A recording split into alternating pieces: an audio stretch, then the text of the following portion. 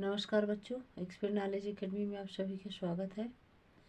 आज की वीडियो में हम पढ़ने जा रहे हैं संस्कृत माधुरी भाग 4 अष्टमा पाठ कवि कुल गुरु कालिदास। इससे पहले हमने सप्तमा पाठ विद्याधनम सर्वधनम प्रधानम को कंप्लीट करा दिया है। चलिए स्टार्ट करते हैं अष्टमा पाठ का आज ये पहला भाग। इसमें देखिए क्या लिखा हुआ है। कवि कुल गुरु कालिदास अव्ययान। अव्यय यानी कुछ, अर्थात इसमें बहुत सारे ऐसे शब्द हैं जो अव्यय युक्त हैं, ठीक है ना। तो चलिए स्टार्ट करते हैं। पहले तो आप ये जान लीजिए कि जो कालिदास जी हैं उनकी रचनाएं कौन कौन सी हैं, है ना। तो महाकाव्य के अंतर्गत उनकी रचना है कुमार संभव और रघुवंश। गीत काव्य के अंतर्गत है ऋतु संहार मेघदूत। और नाटक इनके 3 हैं। कौन कौन से हैं? मालविकाग्निमित्रम, अभिज्ञान शाकुंतलम और विक्रमो वशीयम। तो ये इनके जो है तो इनकी प्रमुख रचनाएं हैं, ठीक है ना। चलिए स्टार्ट करते हैं। अध्यापिका। अरे छात्रा, अरे बच्छात्रों, संसार से प्राचीनतमा भाषा का। संसार की प्राचीनतमा यानी पुरानी, भाषा यानी भाषा, का यानी क्या है ना। संसार की पुरानी भाषा क्या है? इति जानन्ति किम। इति यानी यह ऐसा, जानन्ति यानी जानते हो, किम यानी क्या, है ना। तो ऐसा जानते हैं क्या? तो श्यामा, आम, आम यानी हाँ। संस्कृत भाषा प्राचीनतमा भाषा, संस्कृत भाषा प्राचीन भाषा है, यानी सबसे पुरानी भाषा है। अध्यापिका। शोभनम, अच्छा है। किम संस्कृत कवि नाम नामानि अब कश्चित जानत। किम यानी क्या? संस्कृत कवि नाम यानी कवियों के, नामान यानी नाम को, है ना। नाम अप यानी भी, कश्चित यानी कोई, जानत यानी जानता है। शोभनम अच्छा है, ठीक है। क्या, है ना। संस्कृत कवियों के नाम भी कोई जानता है। राधिका। अहम जानामि, मैं जानती हूँ। कौन कौन से संस्कृत कवियों के नाम राधिका बता रही है? भाष बता रही है। हर्ष, कालिदास, जयदेव आदय संस्कृत कवय सन्ति। कौन कौन से हैं? भाष, हर्ष, कालिदास, जयदेव इत्यादि कवियों के नाम हैं। ऐसा जो है तो राधिका बताती है। अध्यापिका। उत्तमम, उत्तम है। तारा ही अद्य, ये दोनों शब्द जो है बच्चों ये अव्यय युक्त शब्द हैं। अव्यय ऐसे शब्द होते हैं जो जिनका परिवर्तन न किसी भी प्रकार के काल में, न विभक्ति में, न वचन में, है ना, कहीं भी इनका परिवर्तन नहीं होता है। तो इसमें कुछ अव्ययुक्त शब्द दिए हुए हैं, पढ़ते हुए हम चलेंगे, ठीक है।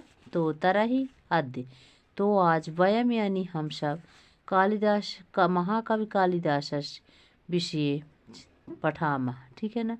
तो आज हम सभी महाकवि कालिदास के विषय में पढ़ते हैं। चलिए स्टार्ट करते हैं पाठ को।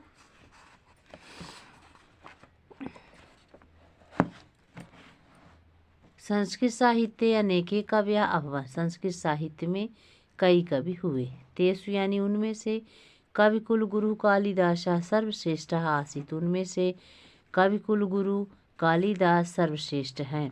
ऐसा न केवलम भारतीय कवि अपितु विश्व कवि अस्ति। ऐसा यानी यह, न यानी नहीं, केवलम यानी केवल, भारतीय कवि है बल्कि विश्व कवि हैं। बाल्यकाले अयम मंदमती आसीत। बचपन में यह, अयम यानी यह, मंदमती अर्थात मंद बुद्धि के थे। पंडिता नाम संगेन दृढ़ परिश्रमेण काली देव्या उपासनाया च ऐसा महापंडिता कवि कुल गुरु कालिदास इति नामना प्रसिद्ध अभवत्।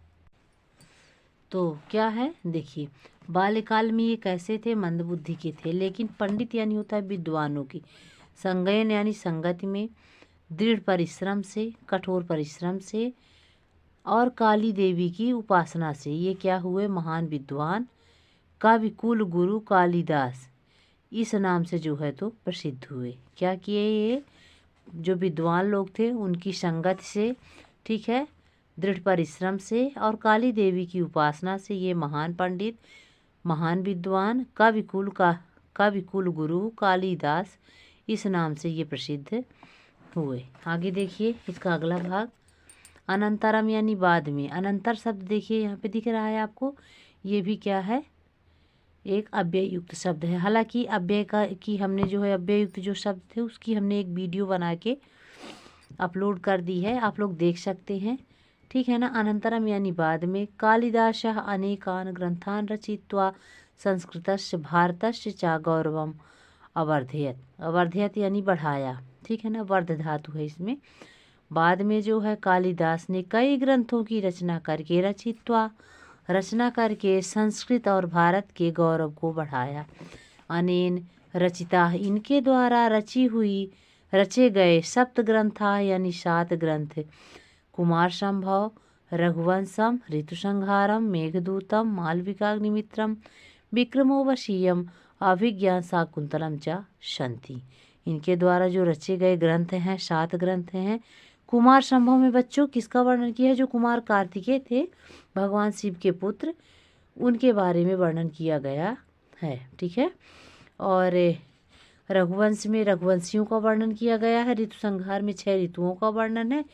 मेघदूत में जो है तो बादल का वर्णन किया गया है, ठीक है ना, जो क्या करता है, एक यक्ष है ना, और बादल जो है दूत का कार्य कर रहा है, ठीक है। और इसमें माल और विका नाम के जो क्या थे, मित्र थे, उनकी कहानी का वर्णन। और इसमें जो है विक्रमादित्य जो थे है, जिनकी सभा में जो है तो कवि कालिदास जो है तो नवरत्नों में एक गिने जाते थे, है ना, उन्हीं की सभा के कवि थे। तो इसमें विक्रमादित्य जो राजा थे उनका वर्णन किया गया है, ठीक है ना। अभिज्ञान शाकुंतलम में जो दुष्यंत थे, जिनकी पत्नी का क्या नाम था, शकुंतला, और उनके पुत्र भरत, इन सारी चीज़ों का वर्णन इसमें किया गया है। किसका, राजा दुष्यंत और महारानी शकुंतला और उनके पुत्र भरत का वर्णन किया गया है, ठीक है। चलिए, हमने सब कुछ बता दिया आपको। तो इनके द्वारा रचे गए 7 ग्रंथ कुमार संभव, रघुवंश, ऋतुसंहार, मेघदूत, मालविकाग्निमित्रम, विक्रमोर्वशीयम और अभिज्ञान शाकुंतलम हैं। ये तेषु ग्रंथेषु अभिज्ञान शाकुंतलम नाटकम विश्वे महति ख्यातिम अलभत। इन ग्रंथों में अभिज्ञान शकुंतल नामक जो नाटक था, है ना, नाटक ने विश्व में बहुत बड़ी प्रसिद्धि पाई। अभिज्ञान शाकुंतलम नाटकस्य नायक पुरुवंशी दुष्यंत है अस्ति। अभिज्ञान शकुंतल के नाटक के नायक पुरुवंशी दुष्यंत हैं। अस्य नायिका अति सुंदरी मेनका पुत्री शकुंतला हैं। इसमें नायिका जो है बहुत ही सुंदर, इसकी नायिका बहुत ही सुंदर मेनका पुत्र शकुंतला हैं। शकुंतला दुष्यंतो गांधर्व विवाहम अकुर्वन्त। शकुंतला ने दुष्यंत के साथ गांधर्व विवाह किया था। कालांतरम तयो वीर पुत्रस्य भरतस्य नामना अस्माकं देशस्य नाम भारतवर्षम जाता। कालांतरम समय बीतने के बाद उन दोनों का वीर पुत्र भरत नाम, जिसके नाम से हमारे देश का क्या पड़ा, हमारे देश का नाम भारतवर्ष पड़ा। तो इनके पुत्र जो भरत थे उन्हीं के नाम से हमारे देश का क्या नाम पड़ा, भारत। उन दोनों के पुत्र का क्या नाम था, भरत, है ना, जिसके नाम से हमारे देश का भी नाम क्या पड़ा, भारतवर्ष। तो भरत कैसे थे, भरत जो है तो भरत बहुत ही बहादुर बच्चा था, जो 7 साल की अवस्था में शेर का जो बच्चा था तो उसके मुख खुलवा करके उसने दांत गिन लिए थे, समझ रहे हो ना। तो इससे पता चलता है कि भरत जो थे तो कैसे थे। भरत ये राजा दशरथ के पुत्र नहीं, बल्कि ये दूसरे हैं, जो कौन है, शकुंतला और दुष्यंत के पुत्र हैं, ठीक है। तो ऐसे हैं कौन, दुष्यंत और शकुंतला के पुत्र भरत, जिनके नाम से ही हमारे देश का नाम भारतवर्ष हुआ। तो ये था बच्चों हमारा संस्कृत माधुरी कक्षा 8 अर्थात भाग 4 का 8वां पाठ है, कविकुल गुरु कालिदासा का पहला भाग। नेक्स्ट वीडियो में हम इसका अगला भाग पढ़ेंगे। तब तक के लिए नमस्कार।